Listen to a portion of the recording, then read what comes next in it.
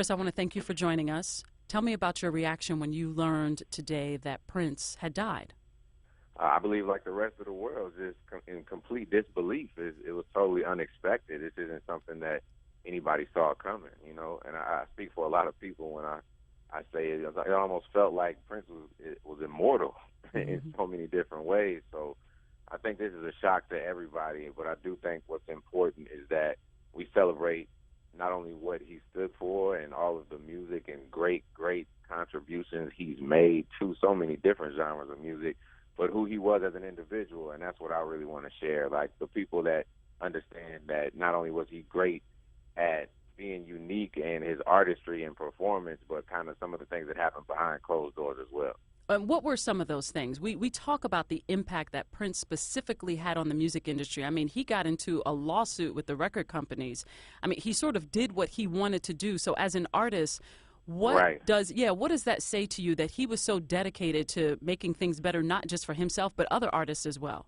Man, he will pull individuals like myself, Usher, to the side whenever we see him, and he talk about proprietorship and about artist rights and about how, we have a voice and we need to use our voice as an influence over the culture and be more understanding of the things that we're saying. So he fought so hard, I'm glad that you say that because that's really the person that he was, and just fighting for artist rights all across the board. Mm-hmm. Mm-hmm. I found a really cool picture of you sitting next to Prince at a basketball game. Yeah, man.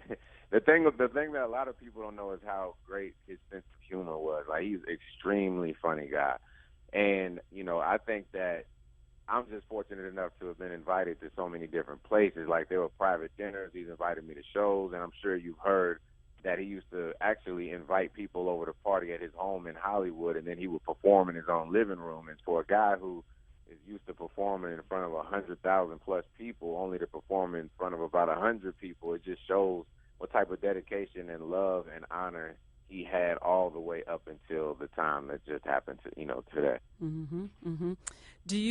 What do you think about his music? I mean, can you pick a favorite song, a favorite album? I mean, there's so much of it. It is, it really is, and that's why it just Purple Rain would be the favorite, but I think everybody's gonna say Purple Rain. So I would want to say, When Doves Cry is one of my favorites for many reasons. I mean, he was a poet, and these are the things that I love to celebrate today. And talking about how this is a man who played 27 different instruments. Think about that. For all the people that he inspired to get into the music industry, and even those who are just now learning about him, there are not enough people in the world who know how to play 27 instruments. And that's why I say there will never be another Prince, not in our lifetime. We're talking ever, ever, ever.